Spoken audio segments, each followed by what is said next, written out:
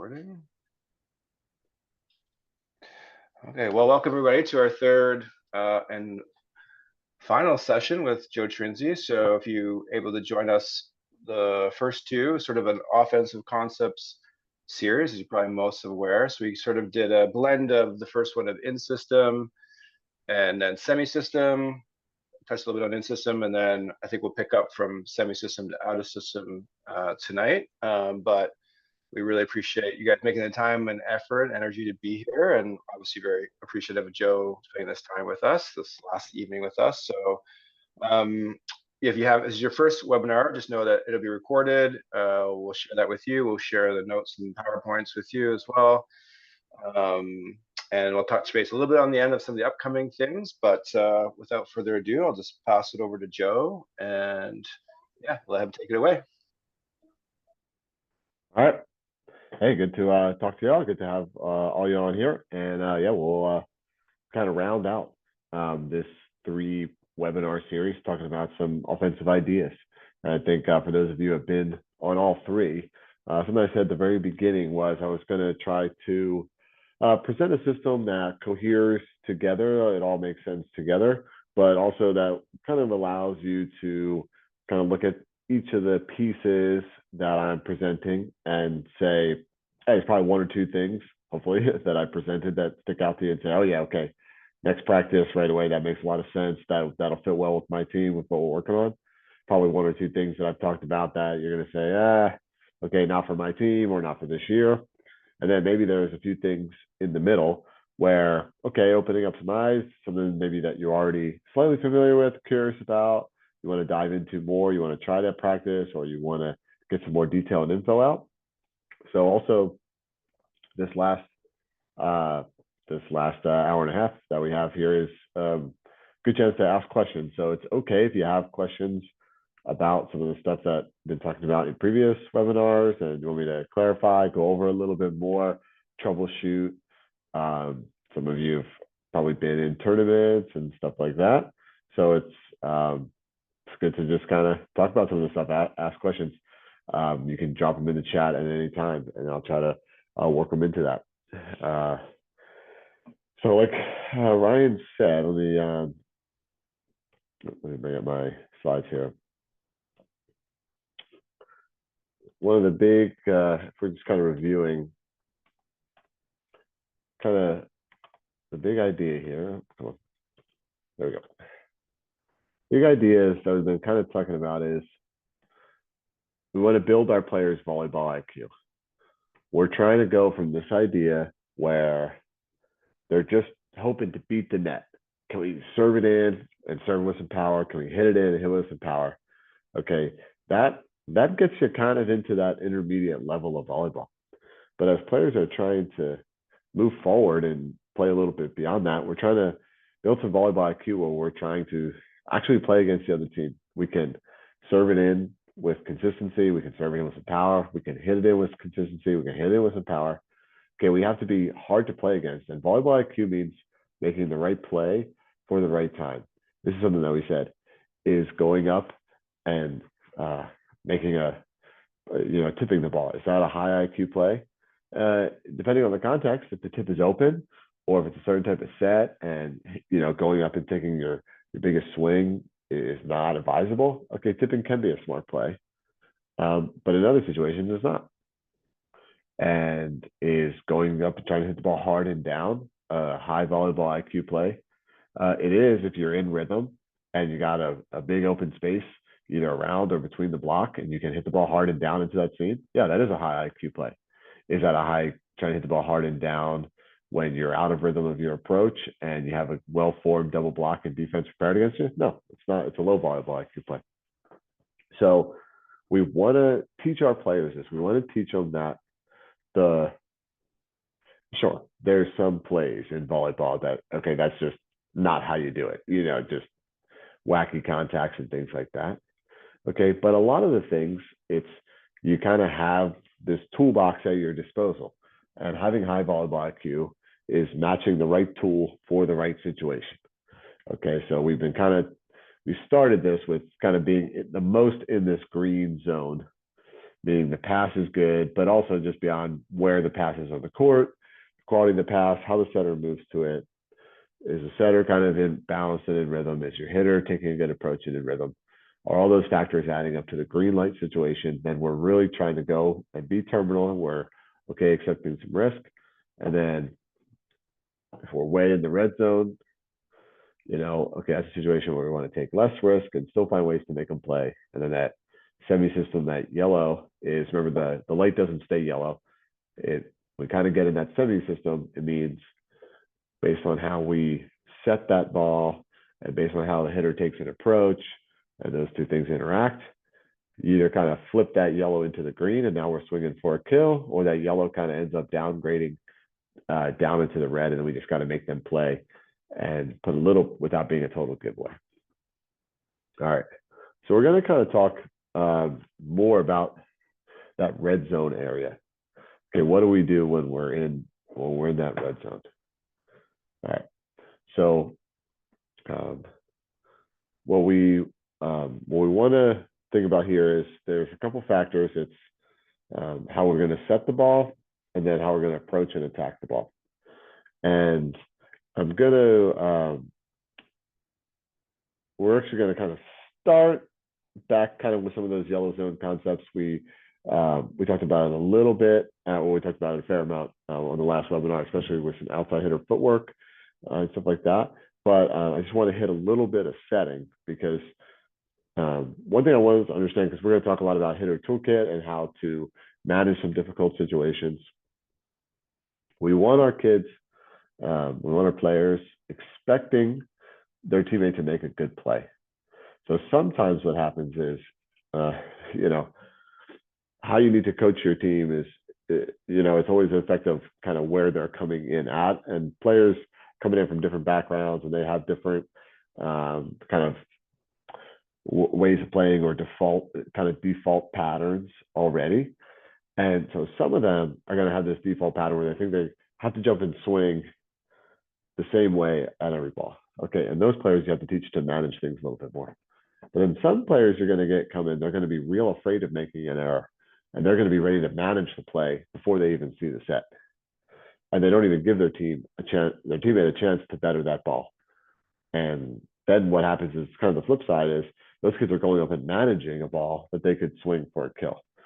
So one of the ways that we can do that is by improving the quality of our out-of-system setting, and by training our attackers to see the set before they make a decision. So as we get into some of this stuff, I want to look at a little bit of some clips here of some of this high ball setting. So I'm going to start with a video montage, and let me bring that. Let me adjust the video for a minute. Yep. Okay. All right. So a couple of things about high ball setting. What we want to do is actually be as predictable as possible. So we're going to see some transition. We're going to see some first ball. So here's a transition played by a setter. So these are stop motions. So one of the things that we want, I'm going to pause this, is we want setters in transition to see the dig before they start moving. I think this is a pretty good example. I freeze framed this. This is a juniors kid.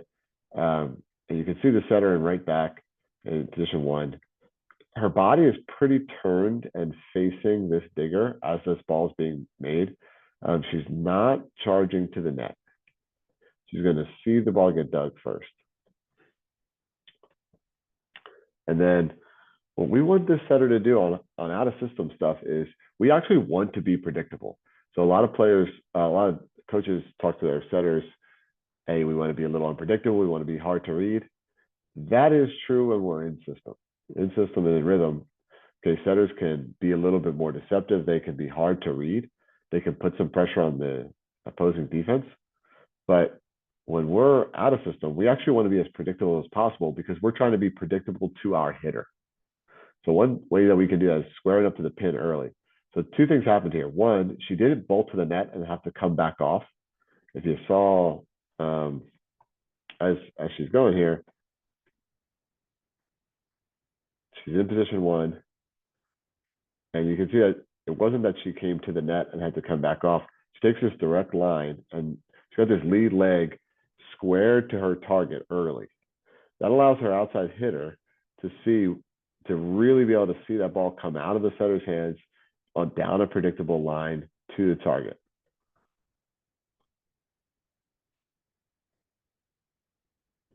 Extend high to set high. So generally speaking, out of system transition. A lot of juniors players, especially girls, they can underset some of these situations. So we don't want to underset the ball. We want to set it high. We want to let our hitter go, be able to see the ball, be able to see the block, see the court.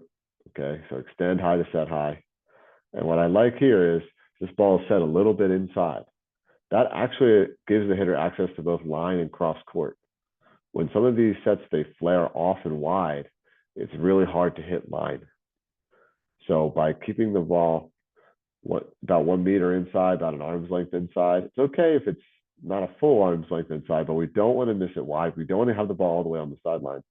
And you can see now the situation, the hitter can go line or cross. When the ball's a little bit inside, the antenna is your friend. As soon as that ball gets all the way out to the sideline, and especially a little bit past, now the antenna becomes a third blocker. So we don't want that. So this is a great situation for an attacker to be out of system. They can try to attack the block. We'll talk about all the toolkit stuff. And of course, they can always swing to either deep corner. All right. So we'll see it again. Here's non-setter high ball setting. I'm going to let this play through a little faster. This is going to be a setter dig. It's going to be libero setting. So there's pro guys. See that libero on the far side. He's got his eyes turned, seeing the dig. He squares up super early. It's real predictable for his teammate to be able to see the line that he's going to set down. Look at that. That's extension. Look at that guy over there. Toes, legs, arms, fully extending to get that ball high. Attacker is going to attack the ball 1 meter inside. He's got a great block on him, obviously. At this level, okay, the quality of blocking is fantastic. So giving this guy a little bit inside allows him, and keeping it a little bit off the net is allowing him to choose how he wants to attack this block. And he can go swing high to the corner. And some of these high ball situations are going to be in a first ball. So here we see a setter. She's got her eyes on the passer, seeing the pass get made. She's not always going to be able to square up super early because sometimes you're on the run, but she's squaring up as she sets. So it's kind of a low off pass. And then she's finishing to the target. So you can't always square up before you set, but in this case, she's going to square up as she sets.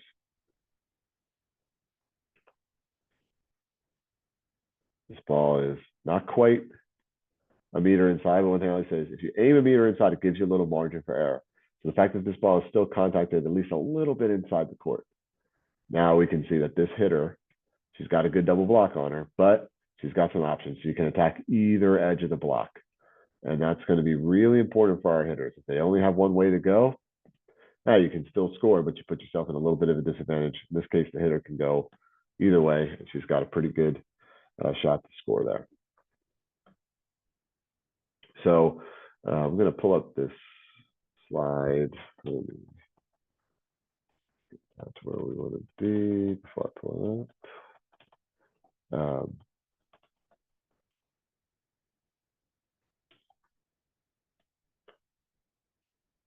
All right, so pull these slides up. Right. So if you look at some of these situations, there's a few different things here. On the left side, I have an example of some of these balls being set for a left side hitter and the right side for a right side hitter. We like to generally keep the ball. We want to make the easy set. So sometimes what happens is players can predetermine where they feel like they need to go with the ball, and then the ball can, the dig or the pass can put them in some difficult situations, and they're kind of predetermined and they force it into a difficult spot. What I like to say when we're in kind of an in-system situation, okay, the setter can create something for an attacker. In a high ball situation, now we're kind of in that yellow, could even be in the red zone. We want to, here we see, this is a little big one. We want to make the easy set, and we want to let the hitter do the work. So here's some examples of 3 different position setting, kind of in that yellow zone. And I really like when setters square to the antenna, they use that as a reference point. The way that things tend to kind of work with skill execution and targeting is it's really nice to have a frame of reference. How you orient yourself, to certain things. So, when a pass is in system, it's close to the net. I like the setter to orient themselves parallel to the net and kind of feel the ball traveling parallel down parallel to the net, and if the pass is very tight to the net, they can pull that ball off slightly as they set it. If the pass is 2 meters off the net, they can set and they can finish slightly back towards the net. But a lot of sometimes in system setters don't fully finish in that parallel line to the net, and then they can loosen accuracy because they're pulling it left and right with their hands and arms.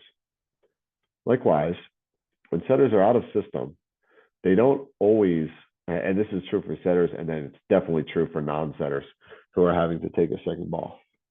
They don't always get a clear frame of reference. The digs take them all over the court. Players get turned around, and they kind of wind up with very inconsistent frame of reference.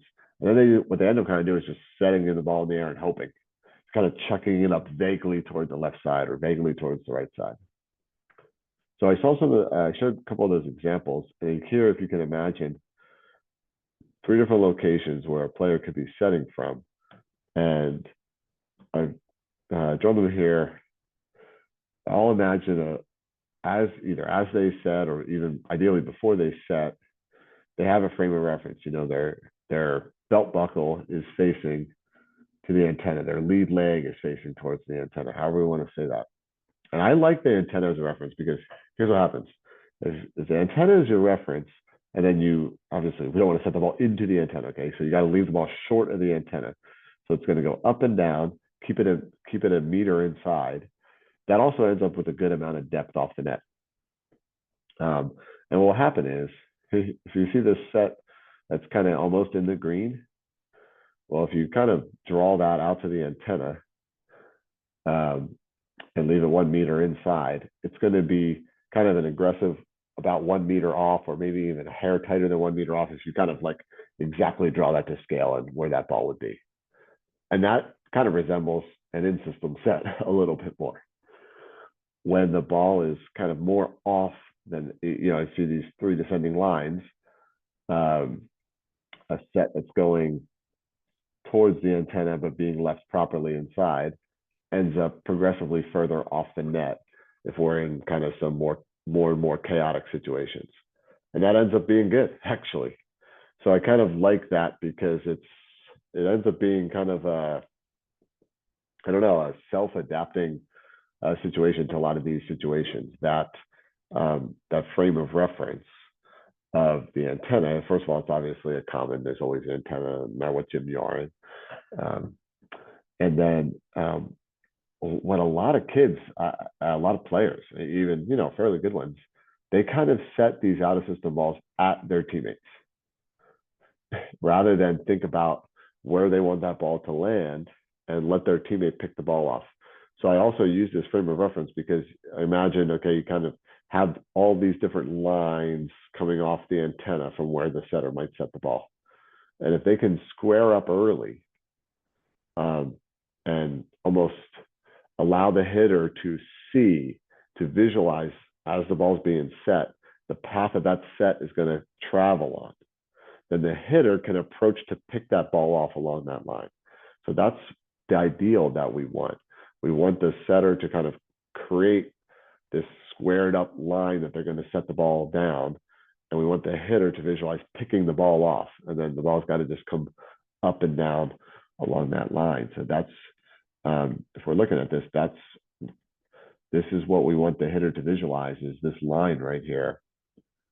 And then I'm going to try to get outside the court and angle in to pick that ball off down the line. So this is why I said we want, in these out of system situations, these high ball situations where we're trying to go from yellow into green, even from the edge of the yellow, these difficult situations, the better we are, the more, it's not just that the green expands, it's kind of that yellow expands. We're not automatically in the red zone yet. Okay, we're going to kind of get that, chuck that ball up, and we're going to get it in there. And hitter's going to try to get a little width, angle into there, and still look to attack the ball. Okay, so how we set and how we square up to that, that can really influence how well our hitters are able to go from yellow to green. It's not just about the quality of the set. It's not just about the hitter's ability. It's about how those two things interact. So we really like this. We want setter to be super predictable, but be predictable to your teammates. And this is why I like that kind of green, yellow, red. When we're in the green, we don't want to be predictable. We want to be hard to read. We want to go create something for an attacker. Attackers want to take plenty of risk because we think we can get a lot of kills. And then when we're in that yellow, the setter responsibility or non-setter kind of flips. And then just go let the hitter do the work. And I really emphasize non-setter on this too, because if we're trying to upgrade our out of system, one of the most important things that we can do is empower everybody on our court to set the ball. So I think a lot of coaches have this idea of, or this is something I used to say as a coach. So I don't know if any of you guys say this, but I used to say, hey, don't go for the ball unless you hear the setter call help. Don't touch the ball unless you hear the setter call help, or something like that. So that's how I used to. And now for me, it's the opposite. And if it's a bad pass, take that ball unless the setter calls you off. So I really want these players to see the situation. I mean, obviously, hey, we're not charging in and taking the ball from the setter when it's on 3-meter line. Okay, but you players, you want to start teaching players to see the pass or see the dig. And if it's easy for me and hard for the setter, I'm taking that ball until he calls me off, until she calls me off. Okay. And then, we have to troubleshoot this in practice. And sometimes players are going to step in and want to set a ball. Then, okay, that ball was for the setter. Okay. Let setter take that one. And sometimes you got to troubleshoot this out. But what we find is on really good teams, you rarely see the setters running to bump set a ball. And on mediocre teams, I've just been in a club tournament here in the States for 3 days. Well, actually, there's some really good teams, but some mediocre teams too. And I see, kind of middling 16 and under teams, for example, kind of not super great, not playing at a super high level.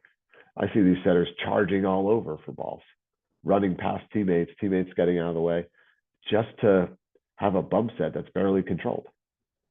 And yes, setters do need to do that sometimes, because sometimes they're the only one who can get to the ball. They're the only one who's ready. They're the only one who anticipated or saw the pass. But we don't want our setter running in front of a player, another capable teammate, who could have hand set the ball only to bump set a ball. So that's, for me, I would much rather anybody on my team stepping in and hand setting the ball than a setter with a running bump set. So I have different clips of some of this stuff. We saw some of the different settings, but I am going to share a couple clips here. Here we go. Okay, first, I'll start with one of my favorite of all time examples of this. This is kind of a cool one. Oh, let me do the video share. And I particularly like this one. This was to win a national championship here in the States. This was the championship winning point.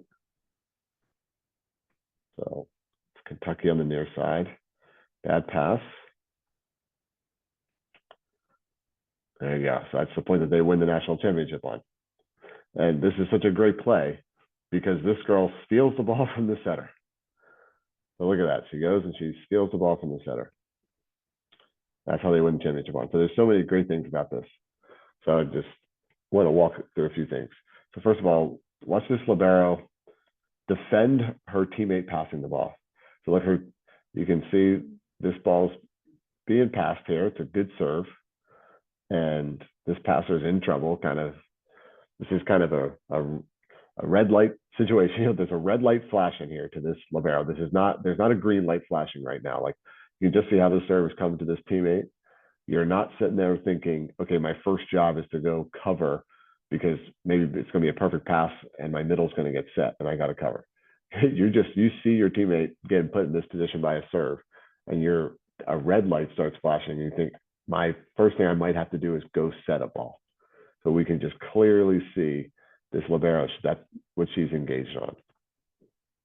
And then based on where this ball is going to end up, she's going to have an easier time hand setting this than the setter. And the setter actually probably is calling for this ball.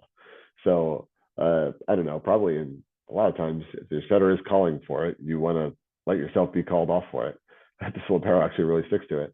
And you can just clearly see, hey, this is a really good setter.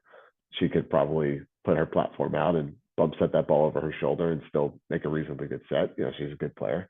But if you just had to choose between these two players on who you'd rather have take this ball, it's extremely clear. Look at this libero. She's able to get squared up. She's almost squared up exactly to the pin, kind of as I was talking about. She's going to be able to, and she can hand set. So she can square up and hand set. So she's got both things. This setter is not going to be able to square up and she's not going to be able to hand set. Can she still make a good set? Yep, absolutely. But the libero's got both things in her favor. She can hand set and she's squared up. So we'd much rather have her set this ball. Getting squared up. She leaves the ball a little bit inside the court. Okay, not a full meter inside, but kind of close. And there you can see now the antenna is your friend because she could have attacked off the line edge, but instead she's going to attack on the cross court and she's able to score it. So this is something that we're going to say. We're saying good teams take the ball from their center. Sometimes I even say it, that provocatively. And this is for a lot of kids, honestly, especially a lot of girls can have a harder time with this, especially if they started playing younger age. They started playing in middle school, had coaches telling them, don't take the ball from the setter. That's the setter's ball. And sometimes there is some situations where that's the setter's ball. And that's totally okay to teach them. But we don't want to have these blanket statements. Never touch the ball unless the setter calls help. It's too slow. The setter call should be a confirmation of what you're already doing. You should already be going for the ball. Then you can hear the setter call help, or ideally the setter calls your name. And then okay, good, I'm going to finish the play. Or maybe you started to go for it, and the setter calls you off. Okay, all right, I'll step out, let the setter get it. But in order to have that sort of proactive mindset, understand that will mean some of your players will take a ball that the setter could get every now and then, because it's one or the other. It's the same situation where on defense, hey, you'd rather have, it's cliche, right? You'd rather have two people go for the ball on defense than two people back away. Okay, so if you had to choose between those, you'd rather have the team that's going after the ball on defense. And in these out of system situations, the kind of one of the things I say is, defend the passer, defend the digger. So it's almost like when they're in that red light situation because it's a hard dig or it's a tough serve, I almost think about more as you're defending their first touch more than you're thinking about before you can even set it, because you got to get to it before you can set it. So that's why. So that's some of that mindset that I like to have. And let me show some more examples. This is going to be a longer montage, so I'm mostly going to let it play while I talk over it. This is going to be a bunch of clips. Okay. This is going to be a bunch of clips of some good teams stepping in and taking the ball quickly. And just that squared up.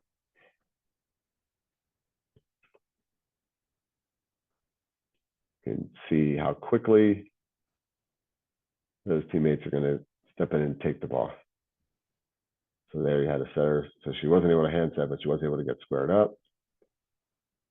And what I just like here more than anything is the non-hesitancy. I think you can clearly see that there was no waiting for a help call. These players were moving well before the setter could have reasonably called help. In some situations, they're even almost taking a ball before the setter could get to it.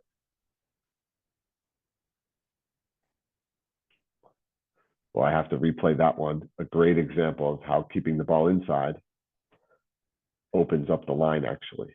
The hitter's got to be able to get to that, but you can see she actually has a ton of line to hit on those high balls. So again, this player is not able to hand set it, but she is able to square up. And this is an easy ball to hit. It's an easy ball for the hitter to find that line. And when we square up and we leave it inside a little bit, the hitter can go jump to it.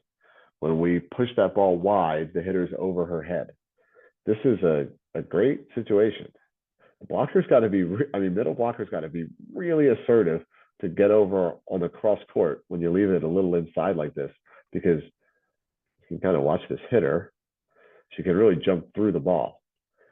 The worst situation to be in is reaching over your head to hit a ball that's, especially a high ball that's going wide. So these are some really nice examples of balls being left a touch inside and the hitters can jump through them. So, I got all sorts of those montages. That's something that I always share with teams that I do, either that I coach directly or just do a camp or a clinic session, something like that, is look at all these teams. They're just making the play.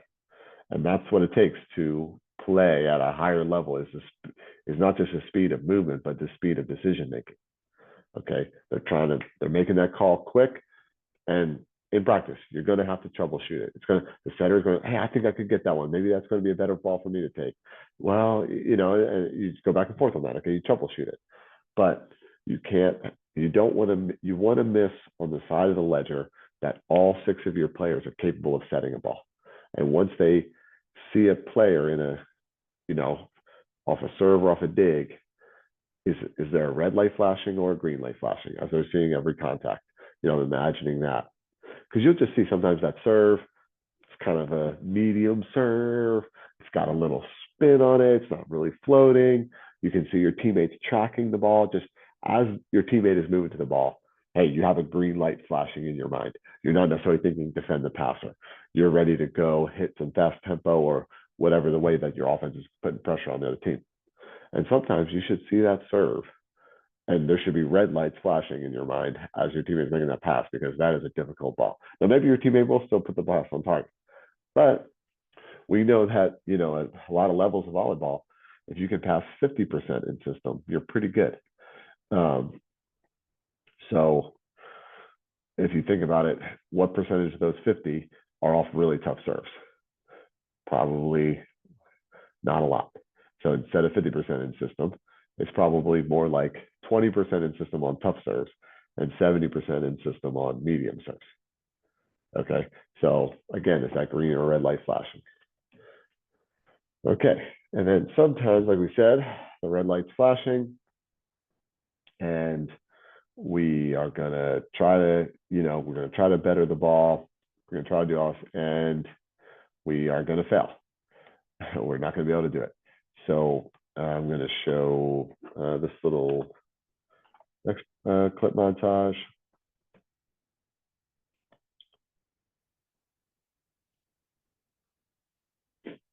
I had a player roast me about my 2007 era video editor here with like blue background with white text. Eventually, I will get a better video editor and have more, more modern things. I'll upgrade these, but for now, this is what you're stuck. We're still, the video production is still stuck in 2009. Okay, so at some point, we're going to be in this red zone. It means we're more likely to make an error than score. Okay, that's the definition of it. It's not just based off where the ball is passed, or something like that, but we draw that map. And even the best teams have red zones. You have not failed as a team just because you get put into bad situations. Okay, this is one of the greatest players of all time. Players made millions of dollars in her career. This is a red zone situation. Her teammate is here trying to put up a good set, just not quite there. Okay, and she's got a tough approach. She's hitting from behind the 3-meter line. You know what? That probably just wasn't the ball to go for. Again, same thing. That was arguably, hey, did her teammate better this ball up into the green zone? Maybe, maybe not. Was that a ball to take that kind of swing on, or was there another tool in the toolbox to use? Okay, so we're trying not to make errors, but we also want to avoid giveaways. Here's a giveaway. All right, that's not going to work. That's what's going to happen when you give it away. All right. Sometimes I do a clinic and I provocatively say, do you guys want to see the worst play ever in club volleyball? And people are, oh, yeah, I want to see the worst play. Okay, here is the worst play, and then I'm going to explain why.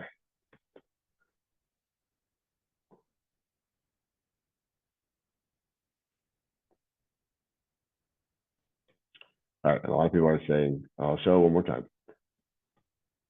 Hey, I don't understand. Why would this be the worst play ever? Right here on this near side. Okay, my contention is that that's about the worst play ever in volleyball, and here's why. I said this back in the first session, a little bit in the second one, but when I watched this Olympic gymnastics and I see before every routine, I see the announcers talking about what's the difficulty score. And I said, okay, that's pretty interesting because you have to attempt something more difficult to score more points in gymnastics. And okay, if I was a gymnastics clinician, I would travel around and figure out ways to raise your difficulty score.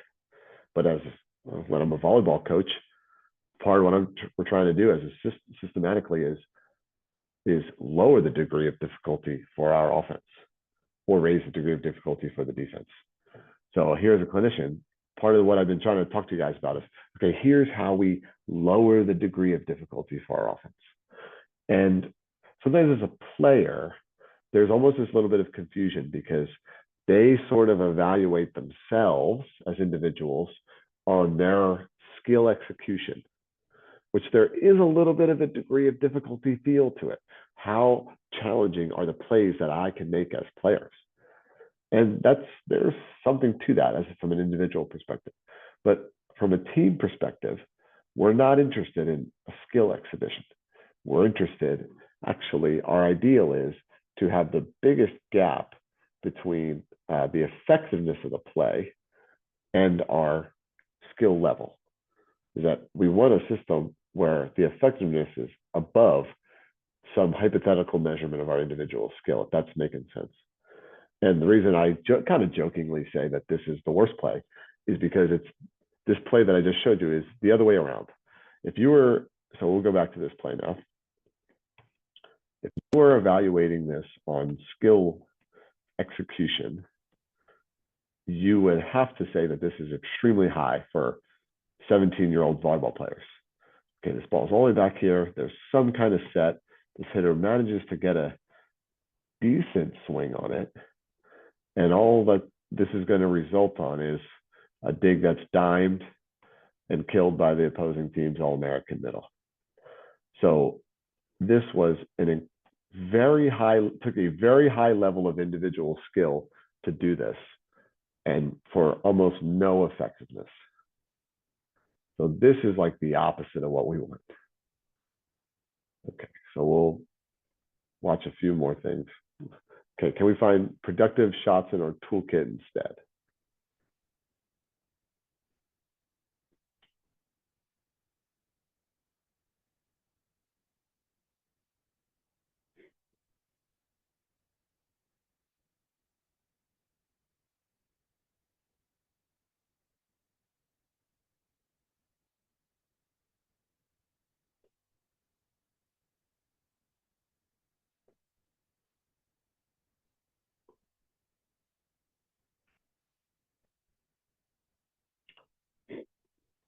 Kill is ideal, but sometimes just getting it back.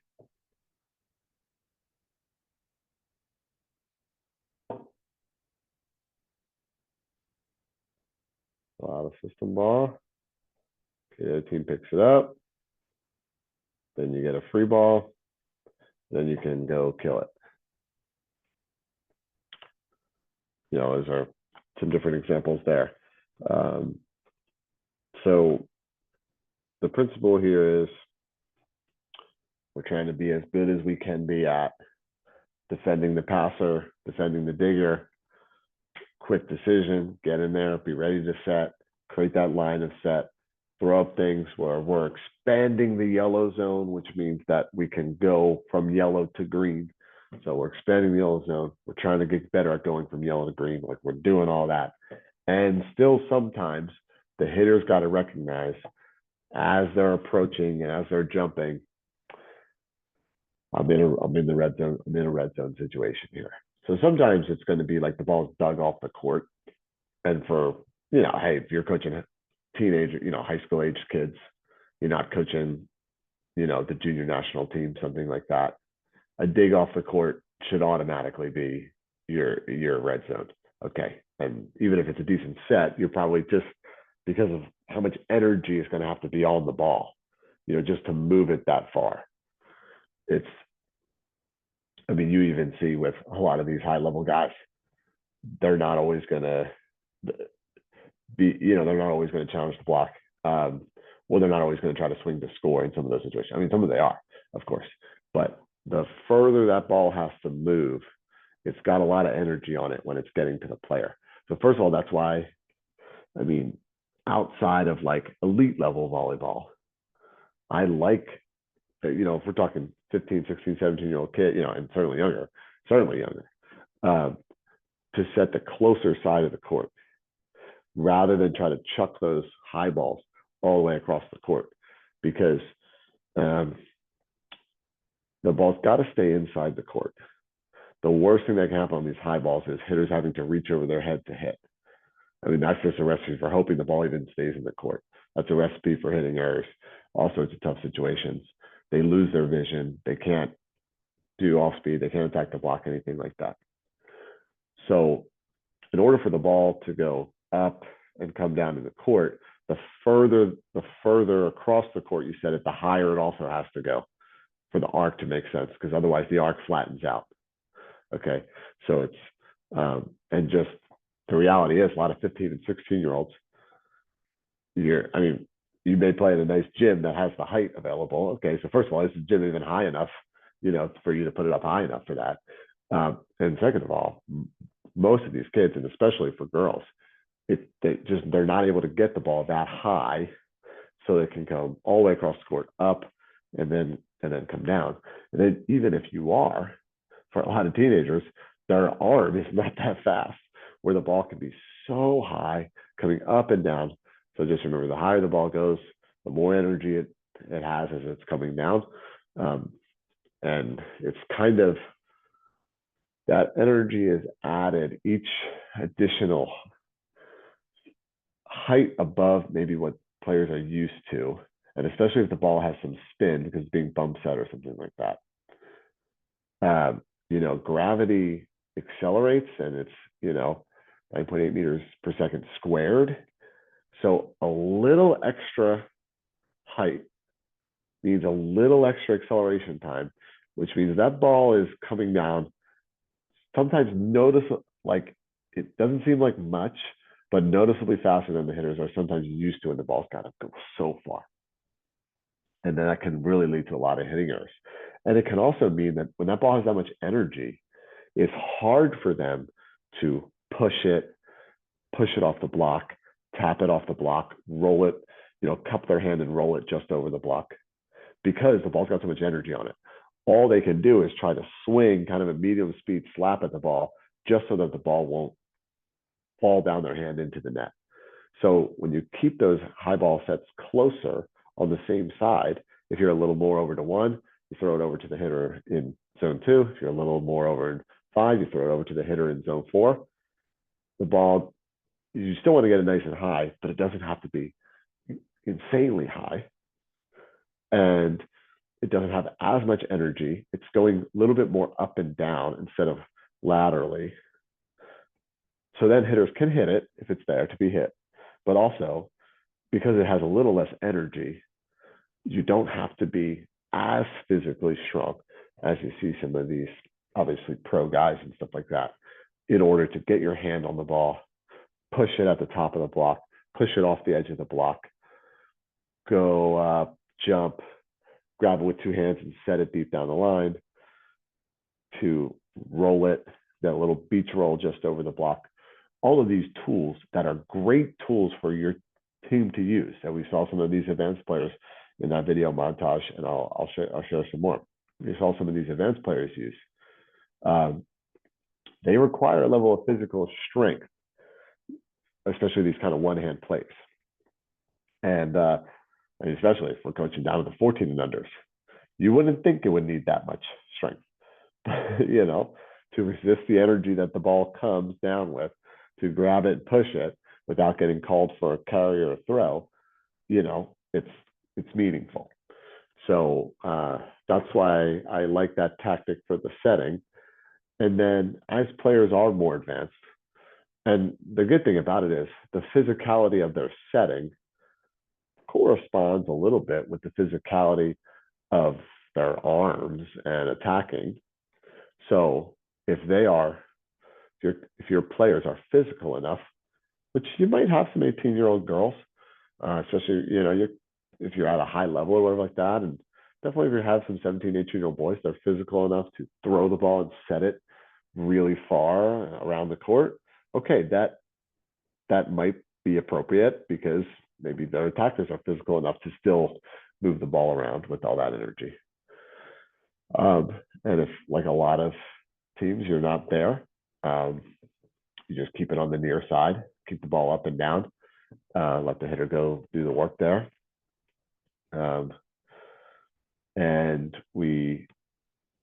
Okay, sorry, just recollecting on my slides here.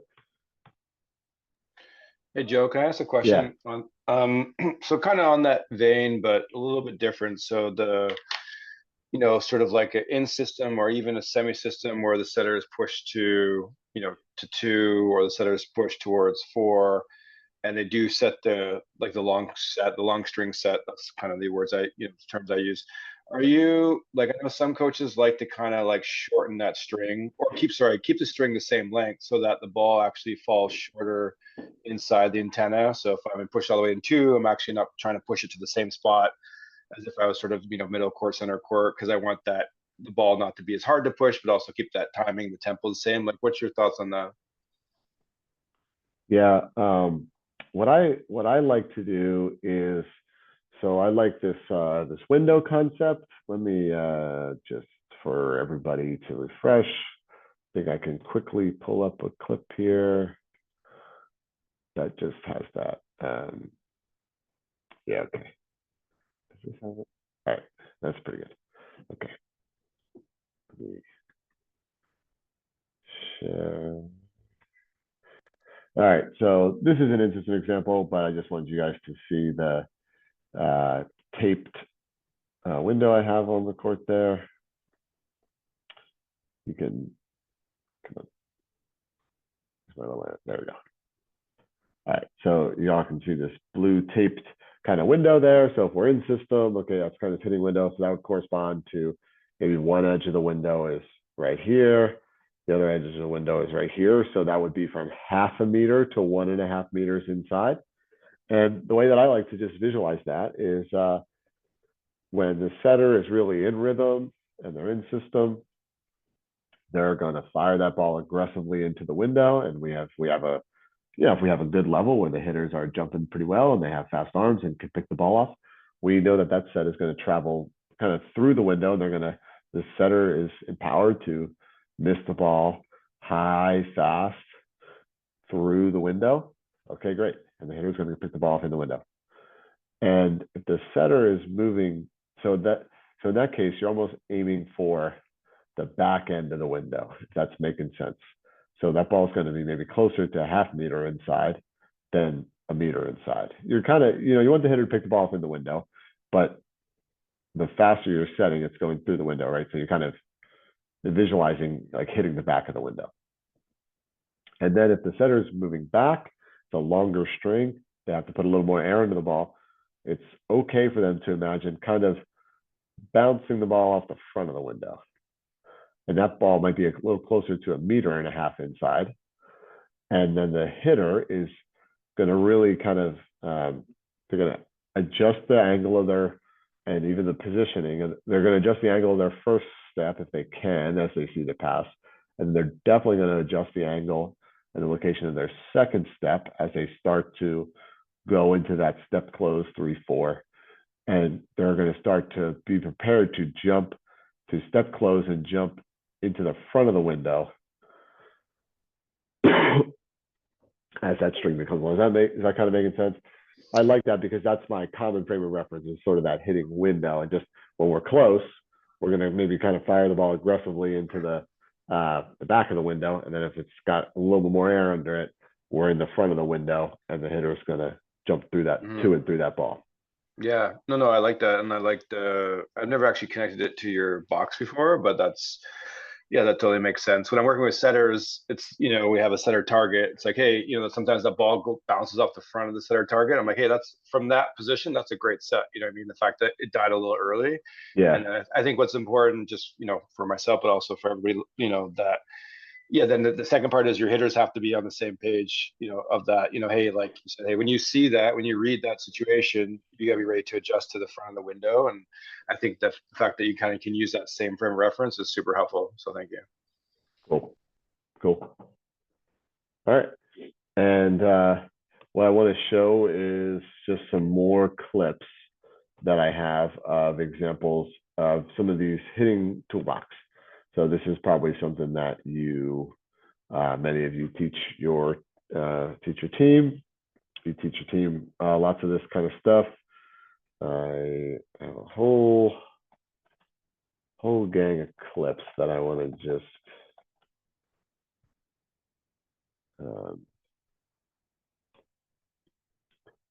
bring up, and just what this is going to be is that for a lot of you, there's going to be a mix of, oh yeah, I love teaching that one, and oh yeah, I'm not teaching that one enough.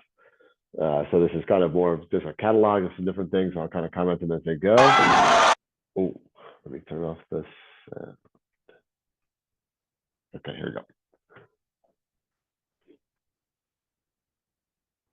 So there's a high line chop. Now remember, your chop is going to be relatively speaking. So this ball is actually hit still kind of hard for a high school kid. The velocity of this would be reasonably hard swing, but this is a professional player, and you can kind of see it's just not her full swing. She kind of checks her hand, so she's not hitting with rotation. She's kind of just putting a good hand on it, snapping it, kind of thumb up, not a full follow through. So this is not going to overpower a digger, but you can put it in a good spot. It's not uncommon on high balls for this zone one defender to start expecting a tip. This is definitely a potential red zone situation based on where this ball is dug and how this ball has to get set from. The hitter's kind of, it's a hitter who's setting the ball, is putting up kind of a Hail Mary bump set over her head. Actually still gets located pretty good, but this can be a difficult ball to hit. So good hand on it, chop it down the line. In that case, she finds some daylight. All right, I think we actually saw this exact clip. So this is what I call just a good branches, a good roll at the branches. So if we watch this, visualize this block, nice big block, so it's easy to see right here. And what we have is Bring up my highlighter. Okay. We got a couple big tree trunks right here, 4 big tree trunks on this block. And then we have some branches right here at the top. And if you put the ball into the tree trunks, it's going to go straight down. But if you put the ball on the branches, even these guys, the best blockers in the world, we put the ball in the branches, one of 3 things can happen. I think they're all pretty good results. If it taps into the branches and comes back on our side, it usually doesn't come down super fast. You know, when people slam block, it's not because the ball's off their fingertips. So if it bounces on our side, we can probably cover it. If it bounces over the net or bounces off the branches and onto the opposing side, which is going to do on this side, it's a difficult defensive play for them. Sometimes they can pop that ball up, but it's hard. And if it clears the, you know, if you aimed at the branches, but for whatever reason their hands kind of separated, or you aimed at the branches, but you hit it, you know, a couple inches above, okay, that's going to be a difficult ball, as opposed to a lot of hitters, they roll the ball up and over the block, tip it up and over the block, and it takes too long to come down. So this is just a fantastic bounces. In that case, it bounces for a kill. See what this.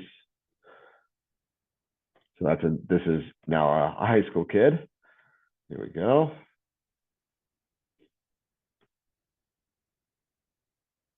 And this is pretty good. This is, if you'll notice, the team is called 17 Joe. So this is a team that I'm coaching here, and kind of a classic, just super bad touch here by Libero. Okay, we're in trouble. And so this player is thinking this is a red zone situation. Okay, it's further in, and she's probably not looking to hit this ball because it's going to be a really difficult ball for her to hit based on her physicality and how far the ball's coming. So she's looking to throw this ball, and she's going to try to throw it at the branches. And in that case, it kind of deflects weirdly off the outside hand, and their libero can't get it. Then they score a point. This is another great branches example here. So this is also a situation. This was a yellow, and this team is trying to set it pretty fast and be aggressive. So they were trying to go from yellow to green, and they kind of missed the set and missed the approach here. And so they went from yellow to red. And so now a really nice push again. This is a couple good, really nice, good juniors club teams. This was the 18 and under championship game in Canada this past year. So she just dinks this ball up and over the block. That ball, you know, they're going to scoop it and probably get a good touch. So she taps at the branches, actually, and a really nice job for this middle to come down covering. But it's a difficult play. And now they got a tough swing, and now this team on the near side, it's more easily defended. So again, if she tries to avoid the block with this tip, she gives them a much easier play than in this case, she pushes it at the branches. And she would have loved this ball to come back on their side. Her teammate could have probably easily covered it. It bounces over, so it's a difficult play.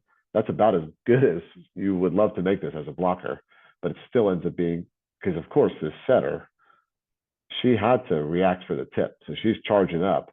And then now this ball gets dug back. Now she's going back that way. Their libero's back that way. It's just a difficult play overall. So in terms of setting up to defend, you're in a decent spot. They're going to get a swing, but it's not their best swing. Some good examples of the branches there. Here we saw that deep line push. Okay, we saw some pro guys do it, and here's a pro woman. It's not even necessarily a bad ball. Just think about this in your toolkit. So it's pretty interesting. Sometimes we see these pro athletes who, of course, they can crush the ball. They're willing to do other stuff, sometimes more than our kids are going to do, who don't hit the ball nearly as hard, aren't nearly as terminal. So just whatever reason, I don't know. She just knew that it saw or knew or scouting that this was going to be open, just grabs it, throws it down the line, scores. This is a great one. Your kids, if you're coaching high school kids, they're probably not going to quite have this level on the drop tip.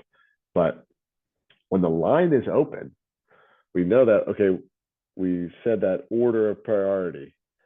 We had that, hit it hard. We said on an open net, basically, hit it hard on a clear lane where you can hit it hard and down is number 2. Because number 2 is, because number 1 is In this case, of course, there's a block there, but the block is not all the way out there. The camera angle makes it look like the block is a little more on the ball than it's not. But you can see that based on how she dunks this ball, the block is clearly a full, a full ball inside the ball.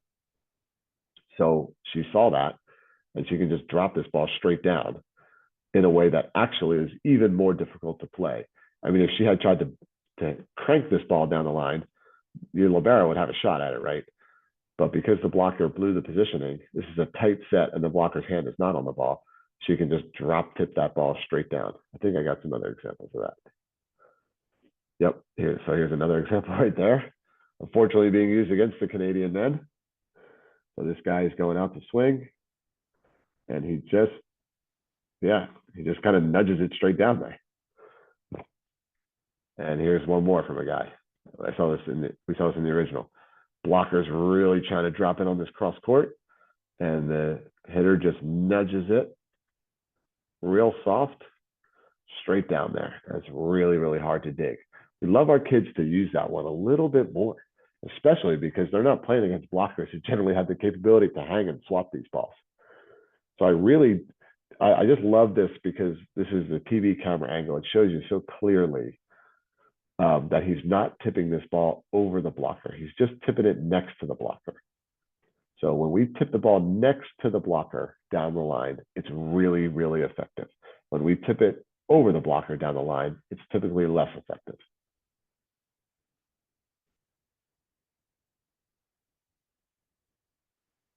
So again, we see that there. Even this one goes up a little bit. It's not because this is kind of a bad set, but still pretty good. Now they make a play at it, but it's a pretty good drop tip. And here's a fast throw. You can go up and hit the ball hard into the seam. That's always good. But if you see this opening, just go throw it in there. You can get Peth as one of the masters at that, of course. Just go toss that ball in there. There's a Italian guy playing club ball in the States who's pretty good at it too. So there's two good examples by the same guy. So here's an example. The block's all the way out on him. He's got this nice hole in the block. In this case, he's going to throw the ball down into that kind of center. Tough play. Now in this one, the block's inside, taking away his cross. So he's got this drop tip. He's not tipping this ball up and over the block. He's trying to drop it straight down. So we love the pot throw, the throw into that shallow zone 6 to be one of the tools in the toolkit. The throw into the seam. And then the other tool, we want that drop tip to be in our toolkit. There's a great little roll into that shallow 6 here by a 15-year-old kid. So you can throw it, or in this case, a little bit of a beach shot. And sometimes for players to help them visualize this, I've shown clips like this, and I'll say, okay, put your finger on the screen right now, or visualize in your mind kind of a spot that's equal distant from all four of these 4 defenders. To me, it's kind of right about here. Okay, because a lot of people, when they think, okay, kind of this off speed, they think on the 3-meter line. But as you look where my cursor is on the 3-meter line, that's actually pretty close to that off blocker defender. And then if I try to put it away from her, now I start getting within reach of that line digger. But if I think about this area that's equidistant from everybody, it's actually in shallow 6, not deep 3. And we see it, that's basically right where that ball goes. Here's another kind of throw. This is a really nice one to teach players when they have a smaller blocker. Of course, everyone wants to hit a ball when they have a small blocker. But here was an example of an outside hitter who's got a small setter matched up on her. And she's, for this league, a fairly physical outside hitter. So, yeah, of course, you can go hit the ball. But why not just go grab it higher than that setter You just throw it into a spot that's going to be really difficult to get. There you go. Another nice one. I really emphasize being able to attack the pot there a lot. This is really important for me for lots of players. The more dynamic we get, we start being able to get the ball there fast. You know, this is an athletic hitter. We saw some of the guys doing it. She's going up. She's getting this ball fast. Even she even could throw that ball in there faster. But it's a difficult play, you know. And one thing this does is some of these pot throws, pot rolls, it softens up the other opponent's ability to sit down and dig hard driven balls. I was coaching this weekend at a club tournament. You've seen a clip or two of my team throughout this, and the team that we lost to, pretty nice tournament, but in the end, kind of lost in the finals in the bracket play, and this team that we lost to in the finals, they were playing a pretty deep, kind of a little bit of a deeper perimeter defense, and they were just really sitting down nicely and digging some hard driven balls. And I was talking to my team, we weren't quite good enough at it, about putting some throws and rolls into that shallow six, because then you make them have to worry about running forward, about diving forward, about creeping up, and then it's harder to sit down on the hard driven stuff. And we just got a little too fixated on hitting kind of hard into the angle over and over again. So we see a lot of these pro athletes, and especially a lot of pro guys are really good at doing it. And I think it's sort of this evolutionary pressure, because the diggers are so good. They're so used to digging heat. The liberos are so good. If you just go hit on the angle, okay, they can dig a lot of these balls. And especially when the blockers really start locking out and pressing down, it gets hard to score. So, of course, these are the best players in the world. They start innovating ways to score, which is you jam and throw that ball. Now you make blockers start reaching. Now it's easier to hit by them. Defenders have to start worrying about diving for those balls. They don't defend the heat as well. So, of course, our players, our sort of normal high school aged kids who don't have these heroic arms, okay, I think it's almost even more important that they have some of these tools in their toolkit to go up and try to score. I think I got a few more in this montage. I'll keep going.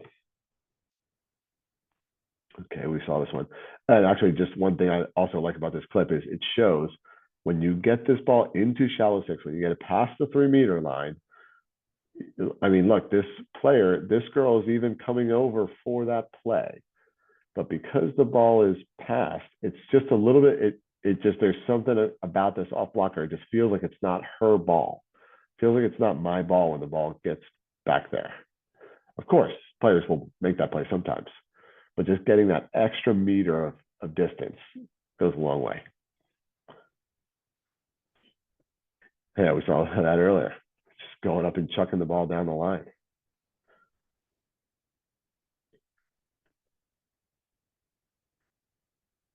There you go. Just that. This is a great example of a roll at the branches. This one clears the branches, but you can see it barely does so.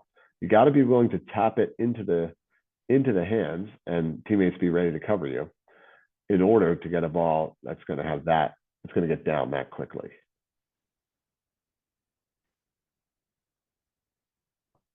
This is another good example of that chop to zone one.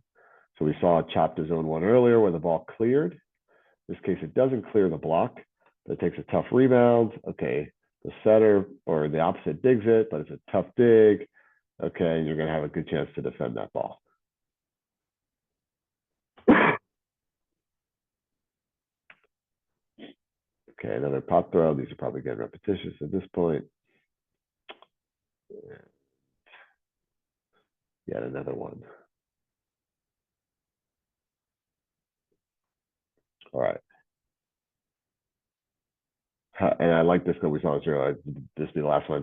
And I love because you can see the change from red light to green light so quickly here. So, okay, in a tough spot, okay, red light. Let me throw it right at the fingertips. It clears it, but they mishandle the ball. Now, oh, okay, now this ball's coming over. Now it's green light. Let me go hit that ball. Let me go put that ball away. So that's I mean, you couldn't have two more clear examples, you know, tough set, red light, and then overpass, that's the ultimate green light. So just the change in intent. Hey, what do the swinging with that aggression off the set would have been a low IQ play, but so would have been tipping or tapping that overpass. That would have been a low IQ play too. So knowing when to make them play, knowing when to make them pay, those are critical parts of our volleyball IQ. And kind of the final piece that I want to share, kind of a couple pieces are some of the kind of more chaotic and kind of slippery parts of volleyball system. So I want to show a little bit about coverage, and then I want to show just kind of an extension. So a little coverage and a little extension of coverage here. So let's bring this, switch it back to the slides. Okay, so coverage.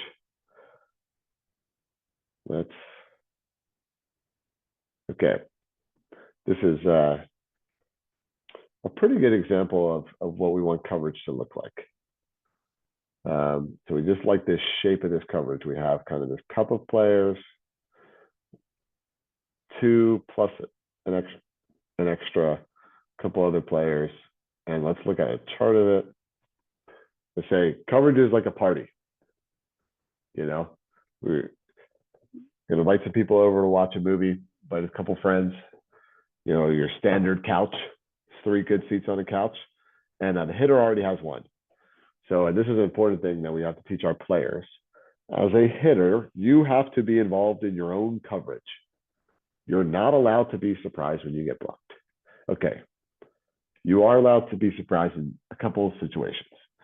When it's a perfect pass, you're taking a good approach, the setter gives you a perfect set, you see a whole lot of daylight, and you go rip the ball into the daylight, and then some blocker just makes some crazy move, drops it out of nowhere, and blocks you.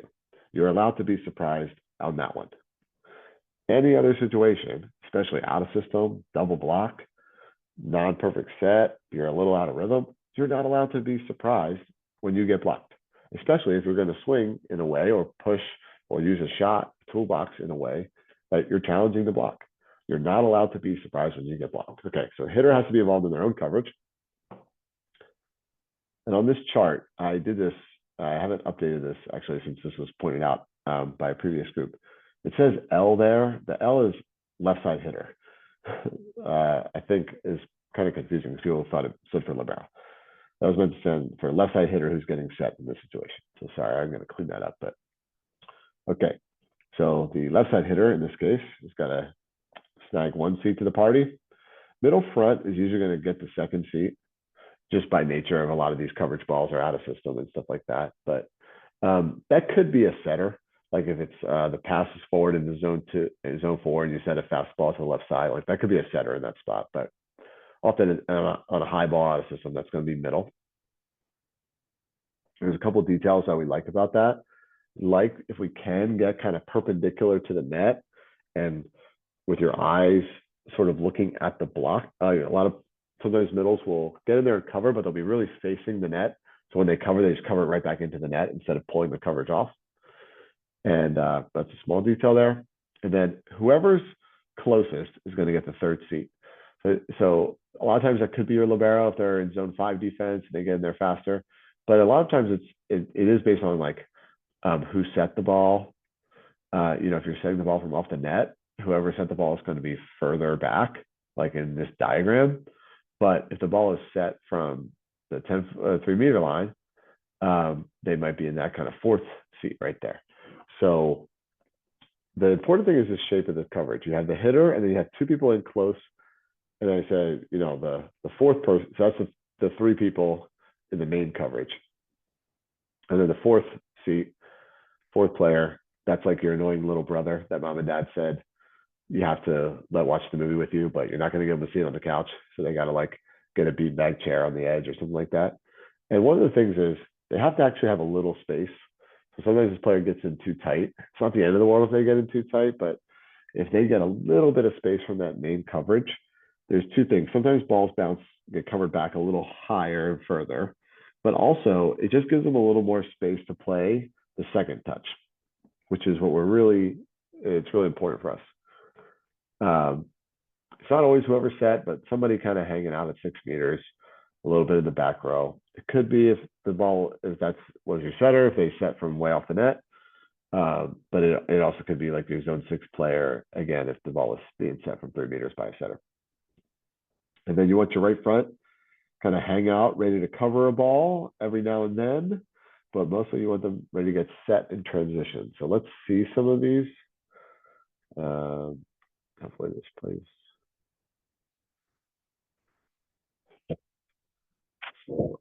If we can, we would love to cover and then reverse it around to the other side of the court. There's the Canada guys doing it well. Here's a good example. There's some Dominican women doing that. Here's a 15-year-old team here.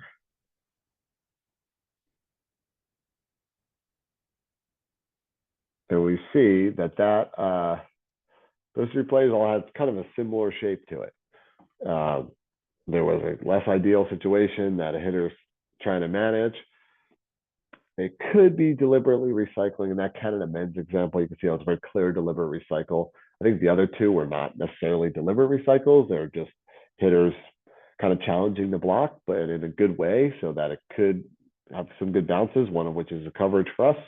And then a teammate, cover, and then whoever's stepping in is trying to get the ball over to the other side of the court, because now the defense has to kind of really swing over that way. They're a little less prepared. That Dominican example you see was a nice example. That outside hitter just went up and just dunked the ball, and I think it was against Dutch.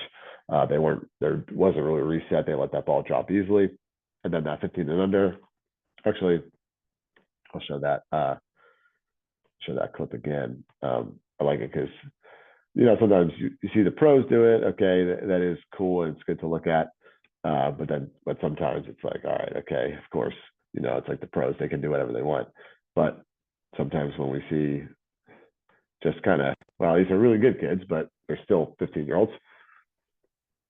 So sometimes it feels a little more manageable. So not a great swing, hitter gets blocked. We kind of see this is a pretty good shape to the coverage. You can kind of see maybe intent and body positioning is not quite as good as the pro guys were, but that's understandable. This middle's kind of facing the net more than we'd like it. We like her to be a little more perpendicular to the net, but she's still in a decent position. And actually, I love this. Everybody's ready to cover. Hitter's ready to cover herself. Middle snags it first, pops it up. You see the setter's she's a little out of the frame right here, but you can see she's kind of right there, just a little beyond 3 meters. She can swing in there and set the ball, and then she reverses it back to this right side hitter. And again, just throw into the pot. Just a really nice way to kind of spring one on, hey, when they have you blocked. Level 1, I mean, a lot of teams are at level 0, which is they don't really cover. They're surprised they've done the block. So we hope that all of our teams are at least level 1, where we're getting in there, we're covering, but how often do we cover? And then we just kind of give the other team a free ball.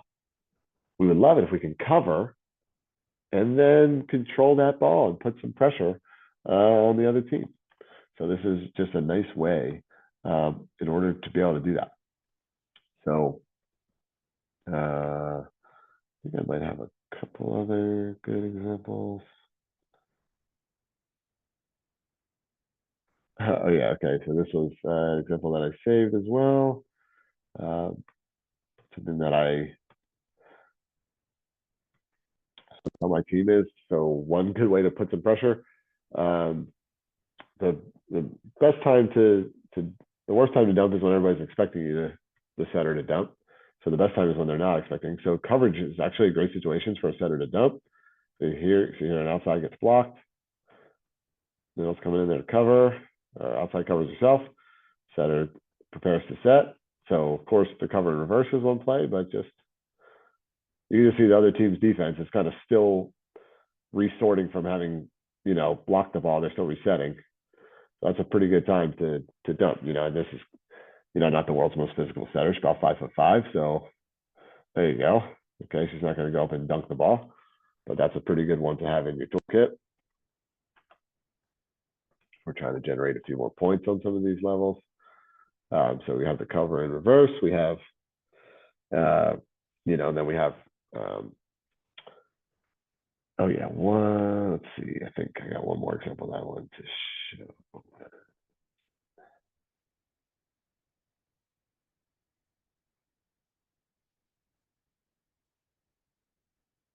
Yes, okay, here we go. And this is going to be pro women, but definitely if you're coaching boys, if you're coaching high school girls, maybe you have this in your toolkit if you're a really high level team, but this could be more appropriate for boys where your pipe is a little more active. Um, okay, so it's going to come over on the other side, a little weird chaos ball. Okay, we're bump setting the outside and it's a little tight. So now she's kind of trying to push at the block. So she gets a recycle. And the pipe is also a great example on these recycles, especially if your zone 6 player has some good depth. So zone 6 player's got some depth. And you could back set this ball. In this case, the setter's front row. So, you know, the D ball or whatever you call zone 1 set. That's a decent option. But also pipe is a great option. So here we see you open up the pipe in transition. That block kind of gets there, but it's not in a great shape. So you can just see the shape of some of these recycling plays. So again, if you're coaching boys volleyball, is getting this pipe hitter to, and honestly, the one thing I would say is she's crowding in here tighter than she needs to be there. So I would have liked to maybe see her have a little bit more depth, but she's able to kind of quickly transition and able to get up on the pipe. So that's an important one. A lot of these kind of out of system balls, those middle blockers are going to be thinking either going left or right, especially going over against the left. So that pipe can come right through there. And also you got some daylight, so teaching to recycle to the pipe is a really nice one. And then final situation that will sometimes happen off coverage, but also in other chaotic situations are plays that I call jam ball plays. And I will share that last kind of concept with you. First, I'll just briefly show the slide. So we want hitters to transition with their heads up. You want to get your eyes on the digger, see the digger dig. And again, just sort of like some of these backcourt plays where we have to be empowered to step in there and set the ball on some of these tight digs, or it could be tight and low or tight and high. There's three things we can do. All three of these plays are good. Transition, because setter can get it, or stop and set a hitter, or play jam ball. So I say a quick decision is a good decision. Be strong, commit to the play. Don't be half in, don't be half out. Can't wait. Okay. So I think you can imagine what transitioning, because the setter can set it, will look like. I think you can imagine what stopping and setting a hitter would look like. And then I'll share this clip montage of these plays that I call jam ball plays. Is going to be here. Okay. They're kind of these hybrids between setter dumps, overpasses, jousts, kind of all of the above a little bit. They don't fit neatly into anything, but they're just these plays that, okay, watch a middle blocker. She's blocking, high tight dig, and just kind of goes up and does something athletic volleyball move there. Okay. So here's a middle blocker, kind of a weird block touch, dig. Okay, ball's floating up near the net. What should she do? Okay, go up and just go put an attack on the ball. Sometimes you got to play on two.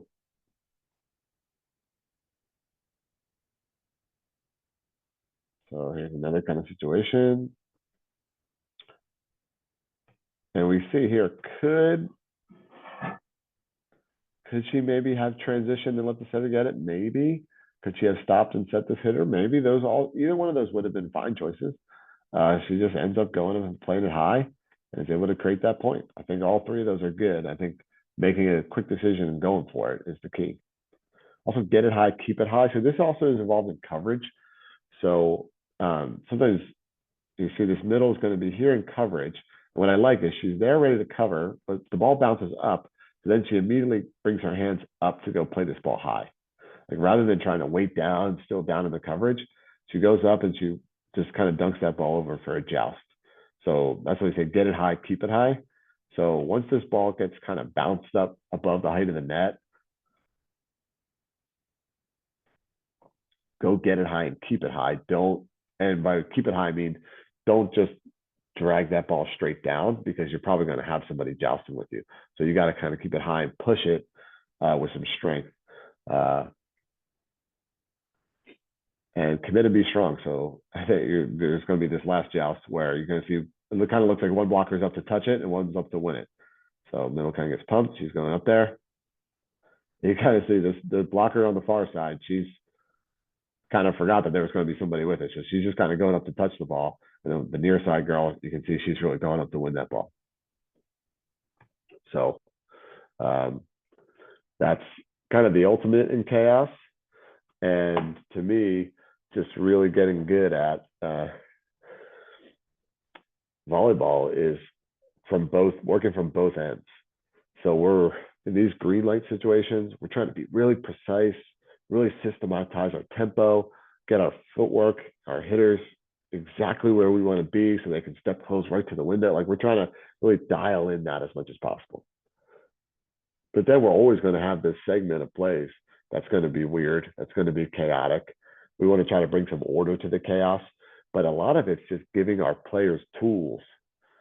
And then you got to go pick one and you got to go do it. And then we're talking to kids, what do you think about that one?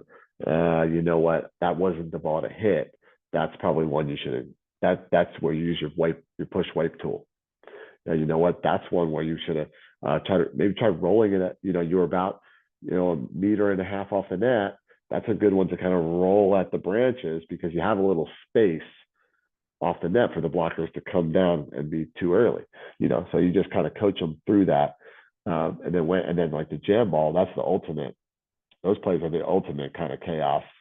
And then what I like to just use those preferences, get it high, keep it high, commit and be strong, go be creative, go do something cool with it. I actually did just publish an article on my Substack about the jam ball with some even some more examples. So Ryan, you can feel free to share that one. And I have a couple practice clips of two different ways that I like to play some little games that kind of little 2-on-2 mini court that you could press two people up in front of the 3-meter line and you play some 2-touch on there, and two different ways we enter that ball that you can just kind of see a little warm-up drill where I practice some of those plays. Yeah, so that's the curriculum I had. Of course, as always, I try to stuff it all as much as I can there. So we kind of bump it right up against time. But if we have one or two more questions, I'm happy to take them live, or else people can email me or whatever. I'm happy to follow up. Yeah, I had a question. So in practice, like you can provide all the tools, but would you say that like going over all these things like more isolated would be better, I guess, in comparison to like 6v6 situational stuff? Yeah, so something I like to do with some of these toolkit things is every couple of practices, what I'll like to do is kind of add one. So I don't like to go like, okay, we're just going to practice these toolkit situations against double block for 45 minutes. But what we'll do is sometimes that's part of kind of I tend to do this is maybe getting sidebar into practice planning, but kind of about half in a typical like a 2-hour practice, half of stuff that's a little bit more kind of drills where maybe some serve and pass, maybe some attacking where it's kind of teaching the hitters a couple things, and then about half of it's going to be more competitive gameplay. So typically, it'd be pretty common for me about 10 minutes of okay, hey, we're going to practice some high ball situations today.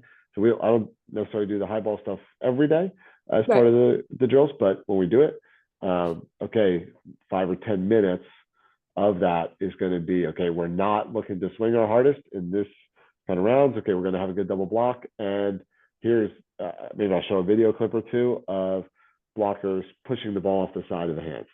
I say, okay, let's go work on that. And sometimes what I actually have to do is I have to maybe alternate with whoever's going to set it. Like I might be hitting a down ball into a setter, so a non-setter is going to set it. But sometimes I need to alternate and set it because I'll purposely set them a little tighter into that situation. Because sometimes the kids, they're trying to make perfect sets, and they're a lot of times they're going to err off, which isn't bad. But I'm like, and I'll even say, okay, I'm going to intentionally give you some bad sets that are going to be a little tight, a little bit in there. Adjust. Yeah, exactly. Okay. Yeah, exactly. Okay, thank you. Yep. Awesome. Anybody else have a question, or let Joe go?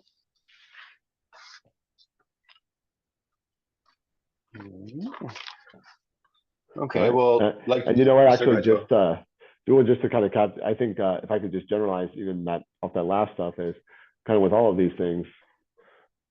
When you're introducing them, you got to introduce them in a little bit more of a drill based, a little bit more controlled, a little more predictable, and then as they get more competency with that particular concept, then you're going to try to bring it to more and more of a game like situation. So that goes for the chaos kind of out of system stuff, but also goes for the in system stuff. You're not going to, if you're trying to maybe some of the middle attacking that I talked about, you don't want to just roll 6 on 6. Oh yeah, hey, go do this and then roll it on 6 on 6. So you're going to do some controlled type hitting line or attack block type stuff before you build into 6 on 6. So that kind of goes for all the stuff. Awesome. Well, thanks everybody for coming. Obviously, big thanks to Joe. Just a couple things. I'll send out an email with the recording, obviously, and the notes and the slides.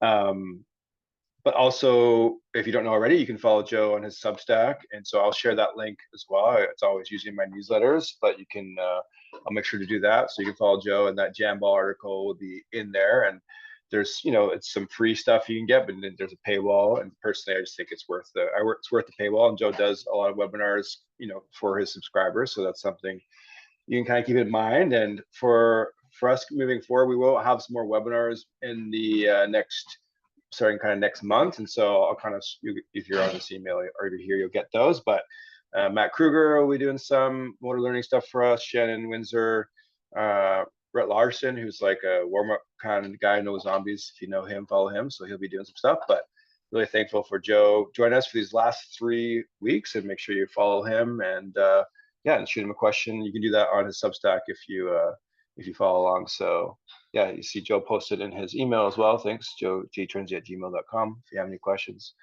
But yeah, thanks everybody for coming. We'll talk to you soon, hopefully.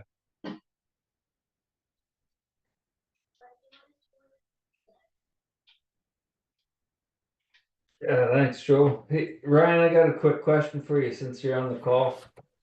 Sure. Coaches maintenance, or do the coaches get kind of notification if they don't have enough points from you or from Good question. Are you certified already? Yeah, it's not for me. I'm just kind of on the board for the club, so I gotta make sure all the coaches are in line. I'm new, so I got tons of points. Yeah, totally. No, they don't get a notification, unfortunately. But the what would be good. So each club, what club are you with again, Rob? Volleytech in Penticton. Yeah. I was just gonna tell them to go in there, check. I think there's a maintenance to click on. It's just I usually use mine as an example, but I'm pretty new, so I don't have anything in my maintenance. Yeah, totally. Yeah. So if they're certified, so I mean the best way to do, if they're certified and they just look in their locker, and Volleytech, you guys should have like what we call a club inventory for your coaches from the past, and there's a new one this year. It just goes so far back. There's so many in there, right? So so you could just copy and paste, but there's a new one that should be blank. So you should copy and paste, just move coaches over. But anyways, the coaches who are coaching this year, if they're certified, they would see on their and feel free to send me an email. I can send you an example, but it would just say in their certification, like certified dev coach or whatever, it would say in brackets, not renewed. And Oh, so, okay. yeah, so so it's not, they don't get a notification, but it does show up like not renewed. And often this often happens mostly for older coaches. Yeah. Because the new system kind of came over like 2017. So a lot of coaches say who, didn't know that or whatever, and then they come back to coaching and then they're like, oh shoot, like, I don't have any points. So that's kind of what it is. So unfortunately they Okay. don't get notified, but they could see it. And then yeah, and then if they need help, like I can also share some, stuff, but the easiest thing to do is just like what's it called, self-report. You get like 1 point a year for coaching, like, so there's Right. 5 point up to 5, so there's 5 points as an example. And then if they need some workshop stuff, they get points for that too. But yeah, but feel free to email me if you have any specific questions or if coaches are unclear or unsure. And I created a document. I don't think I've shared it yet, but I've created a document that kind of goes through some of the steps of Volleyball Canada. Also has a couple things I can share as well. Sounds good. Yeah, it's mostly the older ones that coach kind of like high school programs, and then they don't do any courses all the time. I know they don't have because to. the schools don't make them do the same stuff as club, right? So yeah, totally. Yeah, totally. So yeah, I'm happy to help with that. I mean, yeah, I'll just chase and make sure they got it. That's all. And, totally. Yeah. And I mean, we actually removed certification this year as a requirement for volleyball BC, but yeah, if they're going to nationals and depending on what they're coaching and how many times they've head coached at nationals, they might need to be certified. But right. for us, as long as they have like whatever they need for their, whatever they need, which is pretty straightforward this now, they'll be fine. It's just if they're heading to nationals, then yeah, they might have to. They want that one more step. That's all. They want one more step, yeah. And just don't forget, just because you're here, like, yeah, assistant coaches need foundations of volleyball for nationals now, which is brand new. Like that never existed before. So that's another, I'll probably have to beat that drum a few times just to make sure coaches don't get surprised by that or clubs don't get surprised by that. But yeah, that's one's pretty easy. It's the evaluation. I think that's the one that lots of people don't have. Just yeah, totally. Yeah, a lot of people don't have it, or they don't know, or yeah. So, and then now in some ways, well, Canada made it easier because they just have like the one, just development coach, but that also probably means more people need to get certified because before it was like, is this your third year coaching in the development coach context, like 16U and under, or is it your third year coaching in? So you could coach a couple of years at 15 and 16, but then you go to 17, and technically it's your first year, so you don't need to be certified. But now everybody's the same, so more people are going to need to be certified, like you're saying. Oh, good. Yeah, but yeah, just let me know if you have any questions. Happy to help. Yeah, thanks. You're on the call. I thought I'd ask. Yeah, no, for sure. Yeah, no problem. Anytime. Thanks for coming. All right, thanks. Cheers. Bye.